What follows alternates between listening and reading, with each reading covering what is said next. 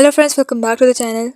In this short video, I'll show you how you can use App Lock feature on your Itel Zeno 100 device. Just follow the steps shown in this video to complete the process quickly and correctly.